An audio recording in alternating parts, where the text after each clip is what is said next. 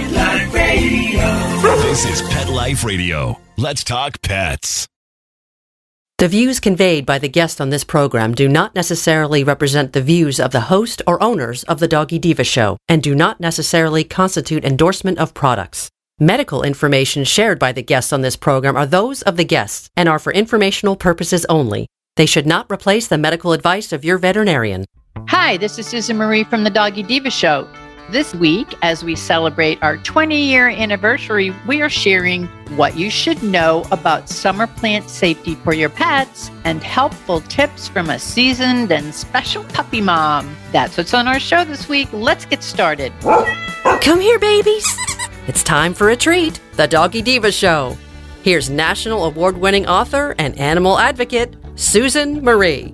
Hi, welcome to the Doggy Diva Show, the show for animal lovers. I'm your host, Susan Marie, and as always, I'm joined by my canine co-hosts, the Doggy Divas themselves. Thank you for joining us today as we bring you the experts in the pet and animal world right to you. Contact us at thedoggydiva.com. That's the DOGGYDIVA.com. We love hearing from you, so go grab a cup of coffee and your pet's favorite treat, and we'll be back in just a moment.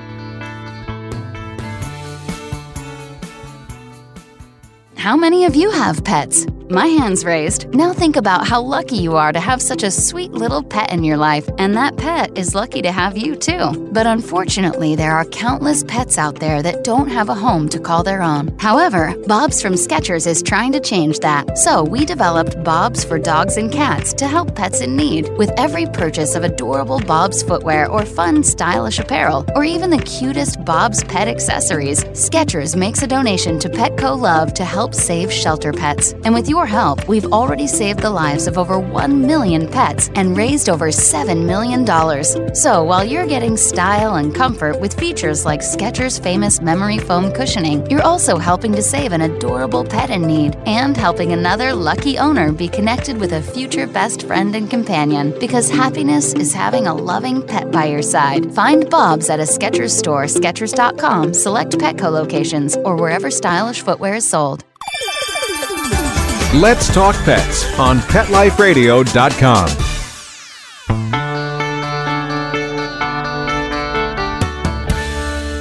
Welcome back, everyone, to the Doggy Diva Show. With us today is Monica Leighton, president of Professional Pet Sitting, with our pet tip of the week.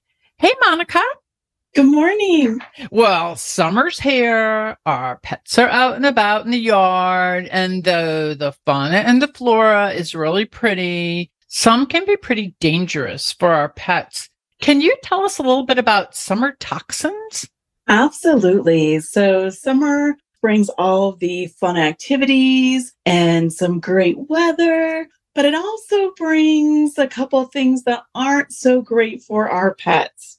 Most of us, myself included, love the beach and trails, but certain things along the way can actually be really detrimental for our pets. First thing that I wanted to talk about was saltwater toxicity. So there's a couple of things in regards to the beach that can be issues. Saltwater toxicity is very common around this time of the year. Bringing in a large amount can lead to hyperthermia, could be salt poisoning, vomiting, diarrhea. Signs of saltwater toxicity can include seizures, depression.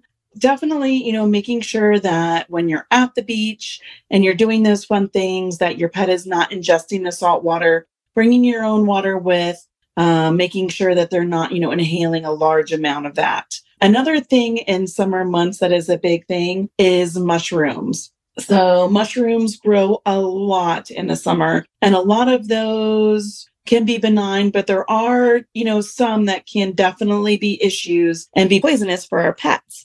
The majority of mushrooms are, non-toxic, and most of the issues that come with them are gastric irritants. So you're talking about like GI issues, upset stomach, vomiting, loose stools, things of that nature. However, some mushrooms can be an issue. So making sure that your pet is not getting into mushrooms.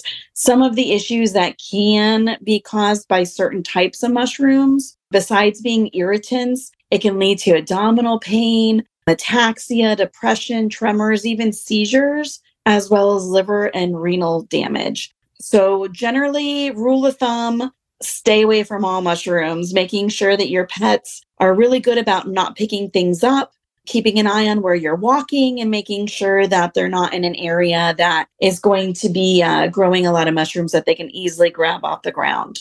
Another one that's during this time of the year, that's a big one, are tomato plants. So a lot of people, will grow their own tomatoes and things, but tomato plants are in the nightshade family, and they contain something called tomatine.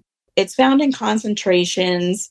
It's about 5% in the leafy greens, the fruit blossoms, and the small green tomatoes. And this concentration rapidly decreases as the tomato ripens. When the stems, the vines, the green fruit are ingested, it can become an issue for our pets.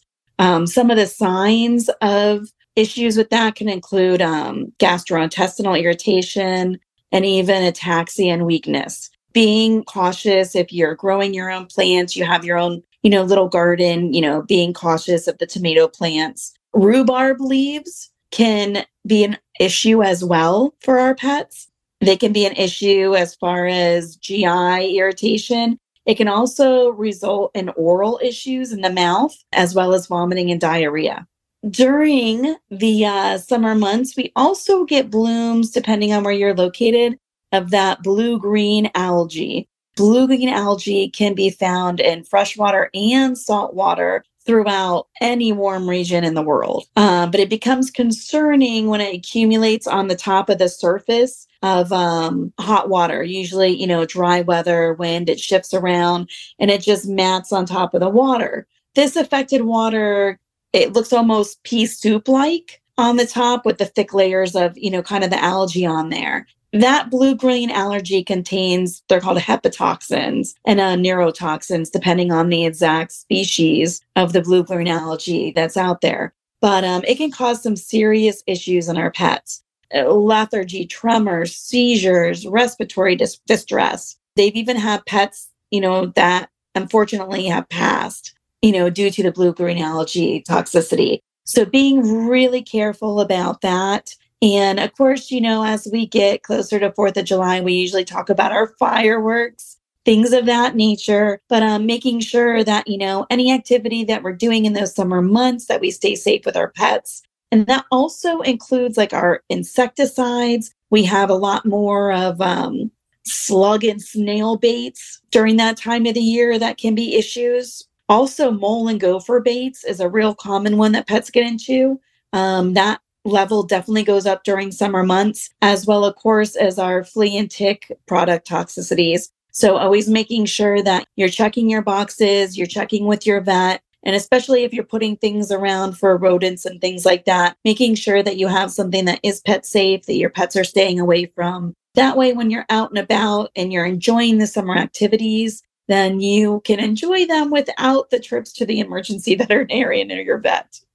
Well, that's such great information, especially since so many of us have started with our own gardens and we may have tomatoes, we may have, rhubarb, whatever. But that's really great to know because I wasn't aware of any of this as far as all of these, these toxic issues with it. And as far as the insecticides and the baits and all that, I know that a couple of years ago, I had a problem with an issue with my own kids, my fur kids. And we have a pet safe person that comes to our house to take care of all of that, but our neighbor did not. And my pets got very sick. So please be sure that everyone check to make sure that if there are baits or anything out there, to check your yard just to be sure, because you may not even know they're there. They can come in from ours came in a rainstorm from another neighbor's yard. So you have to be on high alert in the summer. Absolutely. So, well, Monica, thank you. These are great tips. Thank you for sharing them with us. And we'll talk to you next week. Thank you. We'll be back in just a moment. Hello, everyone. Susan Marie here to tell you about the award-winning 3-book series, The Doggy Diva Diaries. It is a trilogy of heartwarming and inspirational stories about Miss Olive, a lonely little rescue pup, hoping to find her forever family and friends and a life filled with love. In this series, Miss Olive learns that it doesn't matter what you look like on the outside, it's the kindness and love you have on the inside that counts. Available at Amazon, Barnes & Noble, and other online booksellers. And please visit us at thedoggydiva.com for more information. Thank you, everyone. Coming up, now that you have a new puppy, what do you need to know? We've got some answers. Stay with us. Take a bite out of your competition. Advertise your business with an ad in Pet Life Radio podcasts and radio shows. There is no other pet-related media that is as large and reaches more pet parents and pet lovers than Pet Life Radio. With over 7 million monthly listeners, Pet Life Radio podcasts are available on all major podcast platforms, and our live radio stream goes out to over 250 million subscribers on iHeartRadio, Odyssey, TuneIn, Stitcher, and other streaming apps. For more information on how you can advertise on the #1 pet podcast and radio network, visit PetLifeRadio.com/advertise today. Let's talk pets Let's talk pets. on Pet Life Radio. Pet Life Radio. PetLifeRadio.com.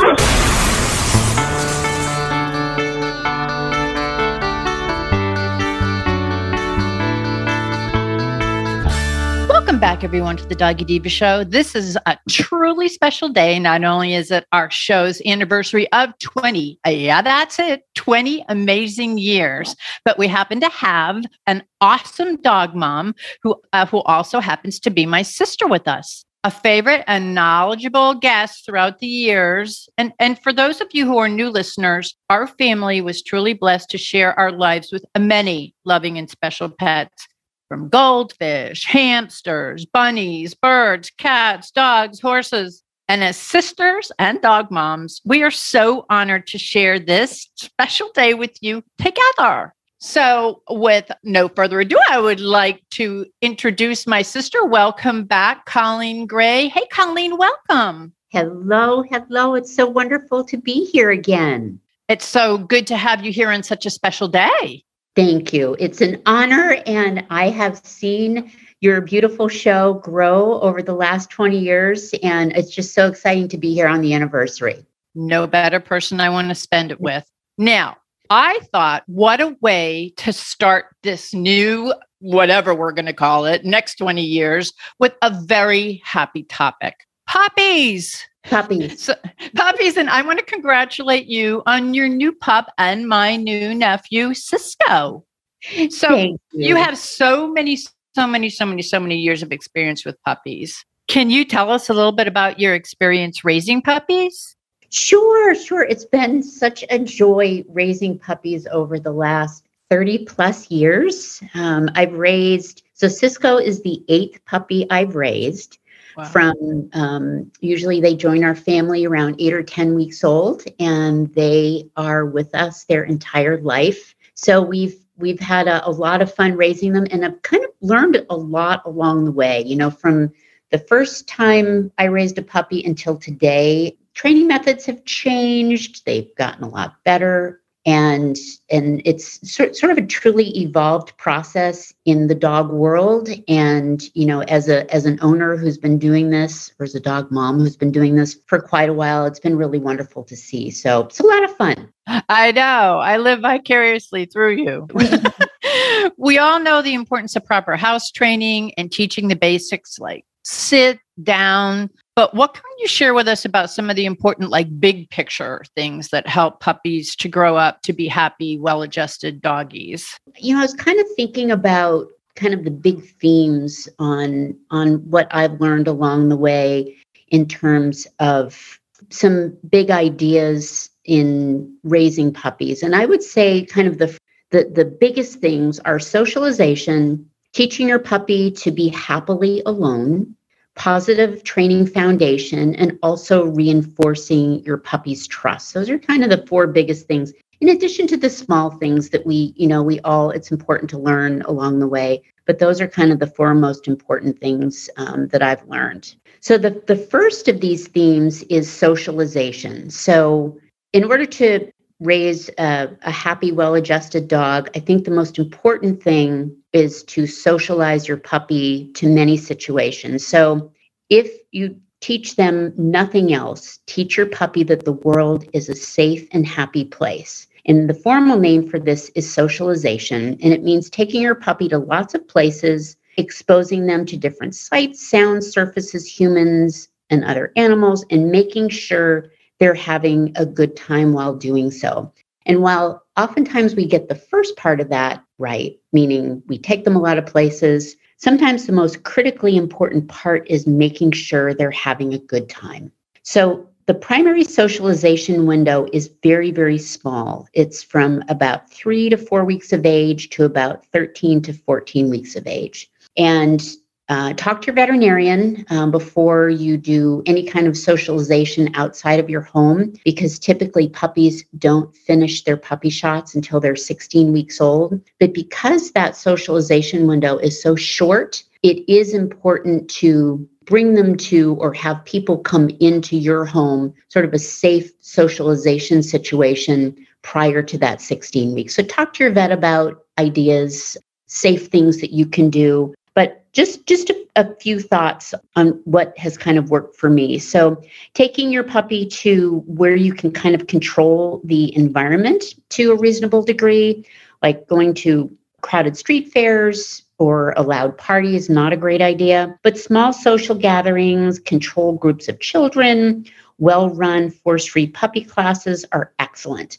Also, there are a lot of businesses that allow puppies to come into them, and like oftentimes hardware stores and other types of vendors in your neighborhood. Just kind of call and ask before. In my neighborhood, Home Depot is a great place to go. You could stand out in front of a grocery store and have different people pet your puppy. Again, you want it to be clean and safe. Oftentimes you can actually put them in the shopping cart and just walk them around the store in the cart so they're not touching the ground and not exposed to any potential health risks, but they still get that wonderful socializations of sights, sounds, and people. So, and it's a lot of fun. So just kind of in general, if the puppy seems fearful at any time, move them away from the fear-causing stimulus and kind of let them take a step back and observe.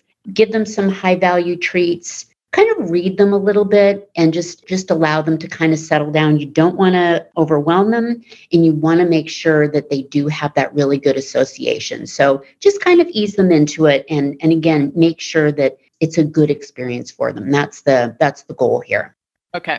The second item that we're going to touch on is teaching the puppy to be happily alone. So we can't be with our puppies 24/7 for the rest of their lives. It's just not practical. So when you first get a puppy, there's so much to introduce them to, from potty training, puppy proofing the home, et cetera, et cetera. But one critical item that you want to start fairly soon is teaching your puppy how to enjoy being alone, because eventually you're going to have to leave them alone. They're social creatures. Leaving them alone can be stressful, but with a little time and effort, you can ensure they're calm and confident whenever they're by themselves. So for any of you who have experienced a dog with separation anxiety, it's probably this specific kind of process that maybe the puppy didn't get a really solid foundation. So here are just a few kind of thoughts and tips on how to make this fun and successful. So it's likely your new puppy has never been alone before. It's not fair to expect them to go from constant companionship of their litter mates to spending an entire 8-hour workday on their own. So what you want to do is set up a safe confinement area like an exercise pen or a crate. You can purchase those at Petco. You may even be able to borrow them from a friend. And from there, if you use the crate or exercise pen appropriately, they'll see their confinement area as a place to relax rather than a punishment. All of my puppies are in a confined space, whether they sort of graduate to larger spaces over time, but it's almost like they have to earn their way to full house access on their own. And oftentimes it's well after a year old, because we definitely do want to keep them safe, that we don't want them eating electrical cords or anything like that. And also, we don't want them to eat the furniture. So it's sort of a two-way street there. So what you can do with that space to make it kind of a happy place is first to feed them their meals inside of it. And if it's large enough, you can even spend some time playing in there together. which is kind of fun. That's what I actually have part of my kitchen blocked off, and we sit in there, we play with toys, and our puppy Cisco always knows that when he is going to be in his confined space with mom, it's a lot of fun. And even by himself, he's grown to enjoy it. So what you'll want to do too is have some special toys to entice them to make that a happy place. So one of my favorites are Kong toys. They're really safe. I actually, over the years, have accumulated probably a dozen of them. And I put dog food in them, some puppy food or some treats inside. I put them in the freezer. And then whenever it's time for them to go in their happy space, or it's time for them to just kind of relax, I pull a Kong toy out of the freezer, give it to them. They're very, very happy. And it's a really enjoyable experience for them. So once they're happy to enter their little confinement area on their own, you're ready to start the actual alone time training. So begin, as I had mentioned, by closing them in the confinement area with their little toy or other constructive activity, and then quietly walk out of the room, return immediately and reward them with praise and treats. Repeat the process, slowly increasing how long you're away each time. And you should be able to build up to fairly long periods. As the time span increases, return to check on them, make sure to bring them some treats, if they're being quiet and amusing themselves with their little toy. But if your puppy's crying in their confinement area, you might have started the training before they've learned to associate the area with good things, or you may have left them alone for too long. So maybe kind of back up a little bit and maybe shorten the time, maybe spend a little more time in the confinement area with them and kind of reset a little bit. So those are kind of the things that you will build on. Also, a couple of ideas to help with relaxation and enjoyment is you can also use a sound machine or a heartbeat pillow, or put on a little bit of music. Soothing classical music has been shown to increase the amount of times that dogs spend sleeping. Usually what I'll do is I'll turn on kind of an old school radio and put it on the classical station, or I have even used jazz in the background. And usually that helps relax them too. So just another little tip. So when your puppy's alone time has progressed long enough so that you can leave them alone for part of the day, but 8 hours is still too much, a dog walker can be a perfect solution. I would just give some thought to maybe a professional dog walker, a trusted friend who could come over, a time or two during the day if you need to get back to your 8-hour workday, just to give them a break and let them out and maybe play with them for a little while. Finally, consider providing your puppy with a nice walk or a physical or mental workout before you leave them alone. A tired puppy is a happy puppy. So if you can get them out for a nice walk before and even after, that would be a really good approach. So it seems to have worked well over the years. You just kind of adapt to your puppy and see what works best. But those are kind of just some thoughts.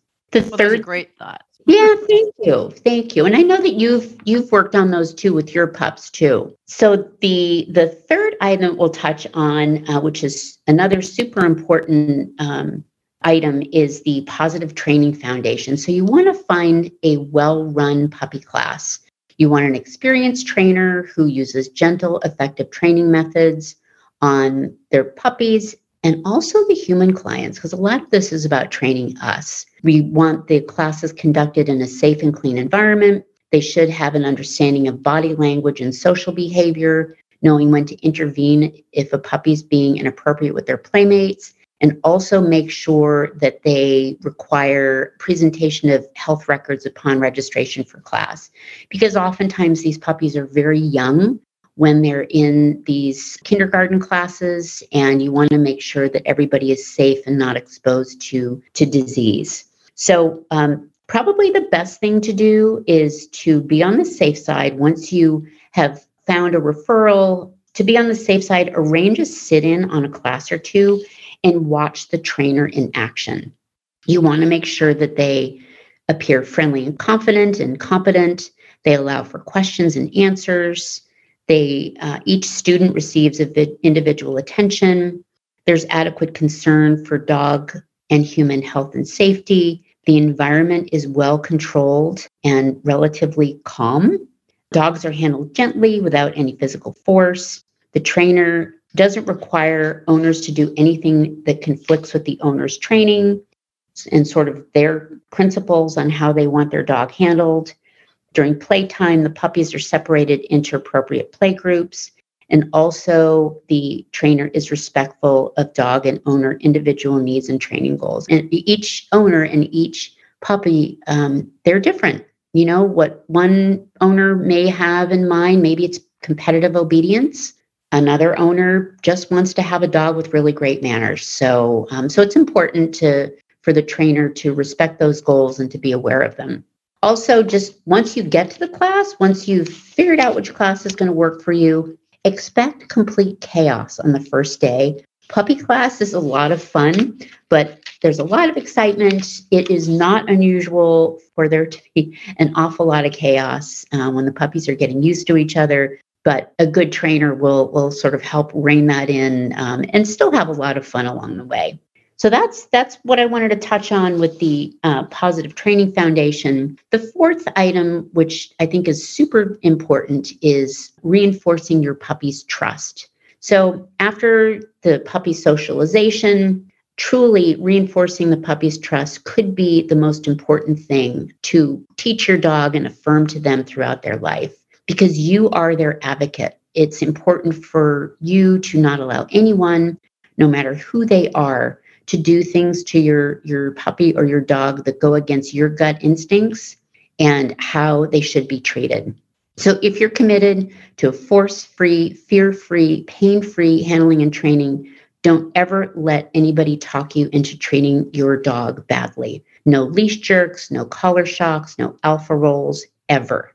Stick to your guns. There's always another way. If your animal care and or training professional insists on the use of any kind of force, find another one. So if it doesn't feel right, be your puppy's advocate, be your dog's advocate, and move on to another source of training or care. That's super important. So those are kind of the four themes that I wanted to touch on. And kind of if you employ those, however it works best for you, you will have a very well-adjusted, happy puppy and dog throughout their life. Well, and that's very important. And I myself, I rescue mostly senior dogs, senior animals, but I have had a puppy that I did rescue, and I had to contact you because it's very important in seeing your pups grow up as well as they did, to find a good trainer so that the puppy has successful in the training program. So what is the best way to find an excellent trainer who will provide a positive training foundation for you and your puppy is so important. It is. There are a lot of trainers out there. Most trainers now use positive training methods, meaning it's, they use treats, they use positive reinforcements versus kind of the more forceful training of decades before. But it's still really important to make sure that you get with the right trainer right out of the gate. So I would suggest, my experience has been, talk to your veterinarian. Your veterinarian comes in contact with hundreds of pet parents and also trainers and puppies and older dogs and can kind of see how these dogs have turned out over their lives. And oftentimes, because they are a trusted resource, they have these great trainers that they've learned of over the years noted. So I would say start with your vet. Another great source is a referral from a trusted, knowledgeable source. So if you have friends or colleagues who you admire the way their dogs behave, or you see, how much fun they have with advanced training, whether it's agility or rally obedience or competitive obedience, they all started somewhere. And typically those folks started in a really, really well, pardon the pun, vetted training programs. So that would be another wonderful source, is to ask your trusted, knowledgeable sources. Also, you could look up your local kennel club in your area. That's where I do 90% of my training with my puppies. We have a Hidden Valley Obedience Club here. I live in San Diego, and I've trained my puppies and my dogs there since, I believe, 1999. So that was several years ago. And it's a lot of fun. Kennel clubs are typically relatively reasonable in what they charge. The classes are group classes. So if you want more one-on-one classes, you might want to go with a group that does private training. But typically it'll be a lot of fun if you work with your local kennel club. And most of those trainers are involved in competitive obedience. They do continuing education, et cetera, et cetera. And it really is a lot of fun. So I would suggest just Google your local kennel club. That would be a really great source too. So those three, your veterinarian, a trusted resource, and then also your local kennel club. Those would be my top choices. You just finished your puppy kindergarten classes with Cisco. Congratulations. And you completed the AKC Puppy Star program. What is that program and what types of things did you cover in that class? Well, thank you. Thank you for asking. It was a lot of fun. Again, we took this class at our local kennel club, and the AKC Puppy Star program, STAR, S-T-A-R, stands for Socialization, Training, Activity, and a Responsible Owner. It is kind of the foundation for the Canine Good Citizen. And it's sort of an intro to that. And it's really a wonderful program. Although it is an AKC program, all dogs, all puppies are invited to participate. It's not just for purebred AKC registered dogs. Any puppy can join, and that makes it a lot of fun. So the training classes teach you how to best communicate with your puppy. They're organized training classes that also provide an opportunity for your dog to socialize with other dogs. And in classes aimed at earning the Puppy Star distinction, which our little guy earned, it was very exciting, you'll be able to get information on all of your puppy raising questions, including house training, chewing, and the most effective way to teach practical skills such as coming when called. So again, just a really great foundation. There were always about 15 minutes set aside for socialization, which was a lot of fun. We'd always say, when is recess? They would break the puppies into two groups, the larger puppies and the smaller puppies. And again, it was controlled chaos. So the puppies got to play with each other. And if there were ever any issues with puppies being a little bit too rough or sort of being too dominant with another puppy, because they do need to navigate that through life, the trainers would go in and sort of work through it with the puppy, and then they would kind of move on. So it was always a really positive experience. So in addition to recess, some of the things that we learned is to allow petting of the puppy by a person other than the owner, which is important to know. For grooming, allows the owner to handle and examine things like their ears and their feet, and the puppies need to kind of stay calm and quiet.